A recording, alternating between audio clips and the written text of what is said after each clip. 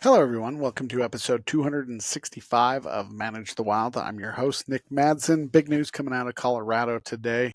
Wolves were reintroduced after there was a late minute push, um, a lawsuit that was filed by Colorado's Cattlemen's Association and the Gunnison County Stock Growers Association.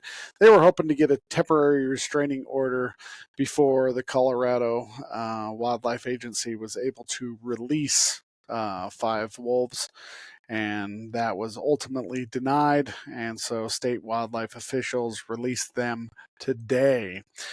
Five gray wolves were released in the Colorado's Rocky Mountains on Monday as part of what they call a voter approved reintroduction program. This was put on the ballot in 2020, and a lot of what you would really embrace this and the other side, the more Republican side, the more rural conservative areas, ultimately opposed it, and there was definitely a lot more Democrats voting than there was Republicans. That's why it passed. The wolves were set free from crates in the Grand County location, but it was kept undisclosed. They didn't want people knowing about it because people may go out and poach them before they even get set up. They're calling this the most ambitious release and wolf reintroduction program in the last 3 decades, basically since wolves were introduced into Yellowstone. The wolves are expected to fill one of what they would call the major gaps in the species in the West. They're trying to get all the wolves in all the states. Some conservation groups are, and the ranchers and the ag industry is really fighting against it. Again, this was voted for in 2020, and to go through all the studies and all the requirements and everything, they finally got it done, and they are going to start.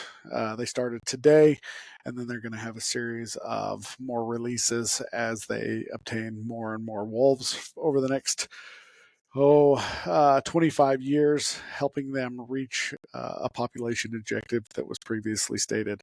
But that's the news for today, is wolves have been released in Colorado. It'll be interesting to see what's going to happen within Colorado with their elk herd and those different things. It'll be super interesting. So they'll track the collars and the GPS units on those to watch.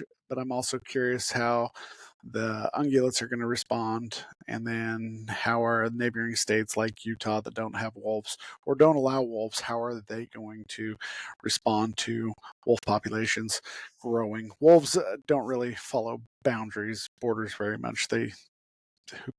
They're imaginary lines.